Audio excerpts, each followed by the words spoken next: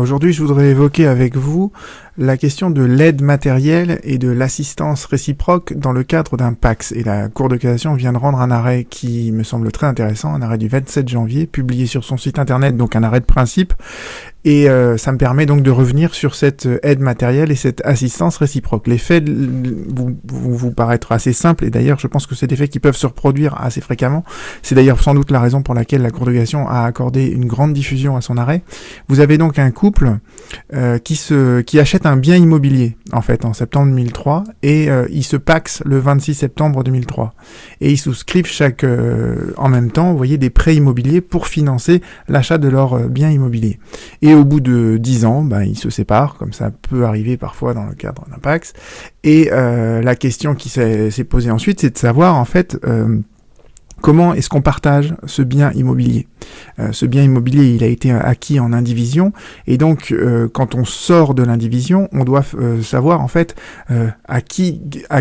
dans quelle proportion le bien appartient à l'un et dans quelle proportion il appartient à l'autre. Et donc évidemment se pose aussi la question de savoir, pendant tout le temps où ce bien il a été remboursé en fait, qu'est-ce qui s'est passé? S'il y en a un qui a remboursé plus que l'autre, est-ce que finalement sa part dans l'indivision elle est plus grande que l'autre, ou est-ce qu'il y a besoin de faire un calcul de réciprocité, etc. Donc en fait ce que nous dit l'article 515.4 du Code du civil, c'est très simple, d'accord? C'est énoncé ici, vous retrouverez le lien sous la vidéo. Les partenaires liés par un pacte civil de solidarité s'engagent à une vie commune. Ça c'est c'est pas l'objet de la vidéo, mais ils s'engagent également dans le cadre de cette vie commune à une aide matérielle et une assistance réciproque. C'est tout ce que dit le Code civil, sauf à se préciser juste en dessous que cette aide matérielle, cette assistance réciproque, on peut la définir précisément dans le contrat de PACS que l'on conclut, en fait, la convention que l'on conclut, en fait, au début du PACS.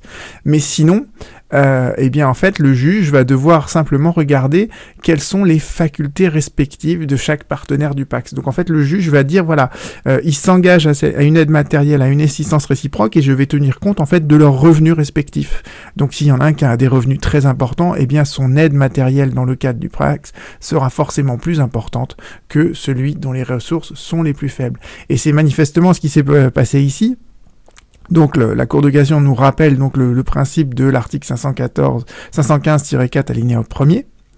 Et après, en fait, la Cour de cassation se fonde donc sur la motivation de la Cour d'appel. Et qu'est-ce que l'arrêt relève? Il relève que, en fait, il y avait des facultés contributives dans le cadre du ménage qui étaient extrêmement inégales, puisque le partenaire, l'homme, avait des revenus qui étaient 4 à 5 fois supérieurs à ceux de la femme.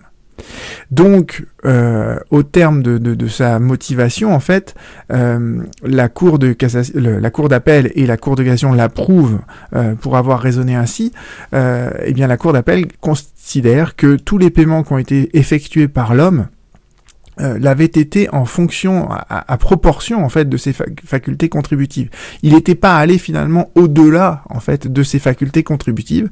Donc la Cour de cassation a considéré que, dans ces cas-là, l'homme n'avait pas le droit d'avoir une créance vis-à-vis de sa femme qui ferait que, dans le cadre de l'indivision, il aurait une part plus importante lors de la séparation de cette indivision, de la division de cette indivision, et donc il avait finalement la même part de propriété en fait dans l'indivision de l'immeuble que son ex-conjointe. Voilà. Donc il ne pouvait donc, nous dit la Cour d'appel, prétendre bénéficier d'une créance à ce titre que lui devrait en fait la femme et qui permettrait dans le cadre du calcul des parts respectives de l'indivision de le favoriser au détriment de son ex-conjointe. Voilà, donc je trouve que c'est quelque chose de très intéressant parce que voilà, ça nous montre comment la Cour de cassation raisonne sur cette histoire très importante de l'aide matérielle et de l'assistance réciproque dans le cadre d'un PACS, d'accord? Elle se fait, et ça c'est très important, en fonction des facultés respectives, et pour déterminer quelles sont les facultés respectives des deux partenaires du PACS, on tient compte en fait du montant de leurs revenus. Et dès lors que il y en a un qui a des revenus beaucoup plus importants que l'autre, eh bien, lorsque les deux partenaires acquièrent en même temps et en indivision un bien, eh bien, celui qui avait les revenus les plus importants ne peut plus, à la fin du Pacs, dire, bah, dans ces cas-là, ce bien, il m'appartient plus que l'autre partenaire. Non, il appartiendra à part égale aux deux partenaires parce que finalement, il était normal, entre guillemets, compte tenu de ses facultés, de ses revenus supérieurs, il était normal qu'il paye plus pour l'acquisition d'un bien qui appartiendra aux deux de manière égale. Je vous remercie pour votre écoute et on se retrouve très bientôt.